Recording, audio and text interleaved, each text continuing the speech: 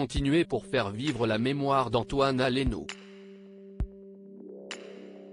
2 semaines après la tragique disparition du jeune chef cuisinier, ses proches lui ont rendu un hommage particulièrement symbolique. Ce mardi 24 mai, les cuisines du restaurant qu'il avait ouvert avec son père, Yannick Aleno, ont rouvert.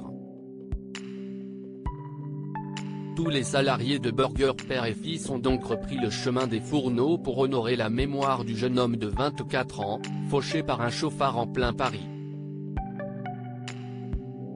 Regarde Antoine, nous avons réouvert pour toi, pour accomplir et suivre ce projet que tu aimais tant, ta maison est réouverte depuis ce midi.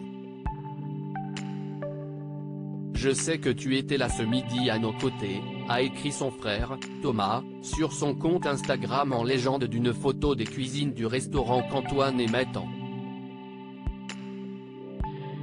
Son père, le chef triplement étoilé Yannick Aleno, a aussi eu une magnifique pensée pour son fils. Antoine. Nous sommes tous là. Nous allons continuer à faire vivre ton œuvre. Nous t'aimons, tu nous manques ici-bas.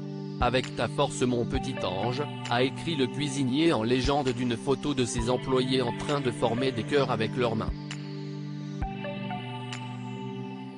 Aux obsèques d'Antoine Aleno, Yannick Aleno s'est dit inconsolable, enragé, comme le rapportait Paris Match.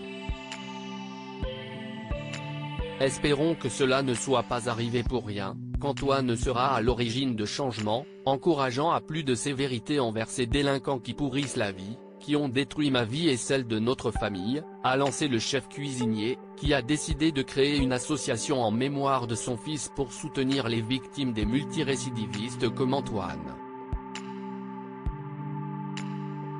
Yannick Aleno, cette horreur doit être à l'origine d'un changement, cette horreur doit être à l'origine d'un changement, du retour de la sévérité contre la délinquance qui sévit. Si est un jeune homme de 24 ans qui a été fauché, un Français qui avait des ambitions patriotiques, confiait Yannick Aleno aux obsèques de son fils. Le responsable de la mort du jeune homme était en effet connu des services de police pour plusieurs infractions, notamment des délits routiers mais aussi une affaire de violence. Le Parisien révélait qu'il était également l'objet d'une fiche de recherche pour une peine de prison qu'il n'avait pas purgée. Le 11 mai dernier, le chauffard qui a tué Antoine Aleno a été mis en examen notamment pour homicide et blessures involontaires et placé en détention provisoire.